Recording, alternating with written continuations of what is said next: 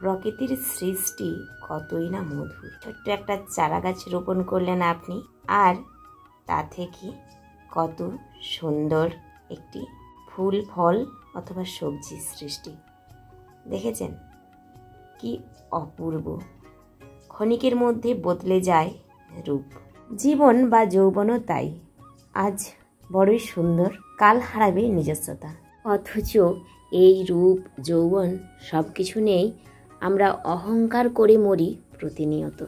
যদিও বা প্রত্যেকেই জানি সবটাই ক্ষণস্থায়ী, সবই একদিন বিলীন হয়ে যাবে এই প্রকৃতির মাঝে। সৃষ্টিও আমাদের প্রকৃতিতে এবং শেষ হয়েই প্রকৃতিতেই।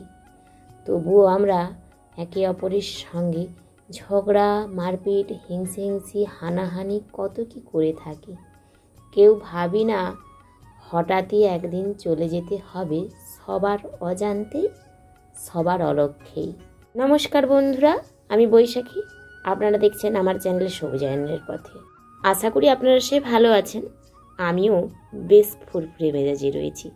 এই যে এই গাছ, এই প্রকৃতি, এই যে সবুজ বনানী, ফুল, এগুলোই দেখলে আমার জীবনের সব কিছু পেয়ে যাই আমি। আমার স্বপ্ন, আমার লক্ষ্য, আমার ভালোবাসা, আমার ভালো থাকা সব কিছুই কিন্তু এদেরই সঙ্গে অঙ্গ আঙ্গিকভাবে জড়িত।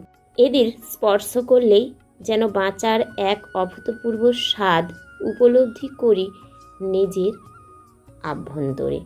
জানি না কেন এমন মনে হয়, যেন মনে হয় আমি আমার বেঁচে থাকার রসদ খুঁজে পেয়ে গিয়েছি।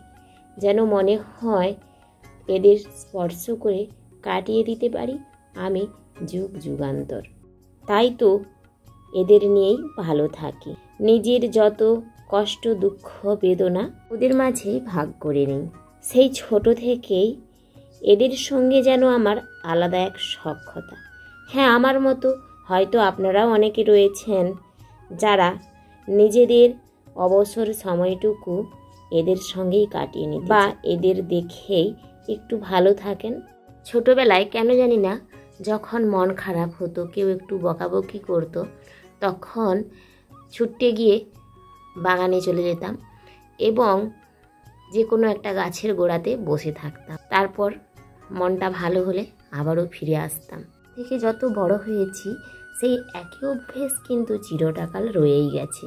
এখনও যখন মন খারাপ হয়, চুপচাপ আপন মনে এসে এদের কাছে বসে পড়ি এবং কষ্টের কথাগুলো মনে মনে বলে একটু চোখের জল ফেলে নিই।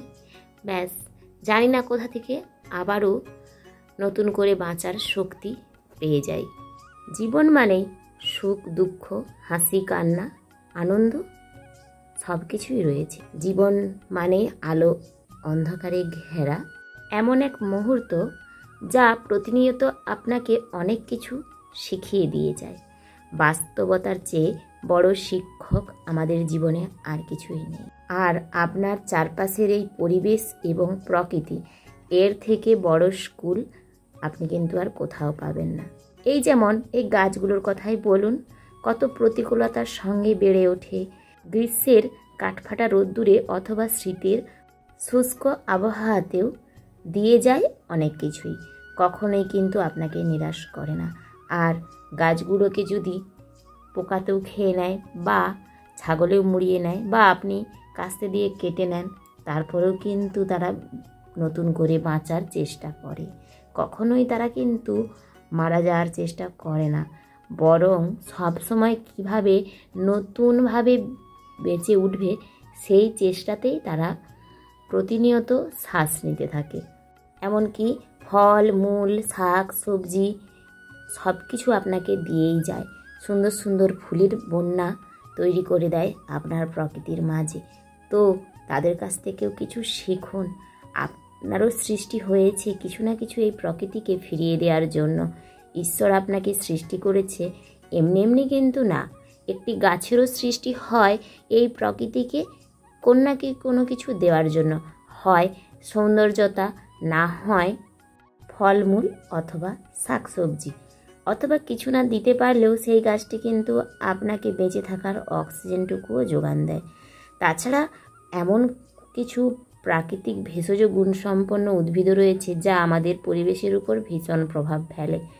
তো গাছ লাগান এবং নিজেকেও বাঁচান, নিজেকে সুস্থ রাখুন। আজ আসি, টাটা।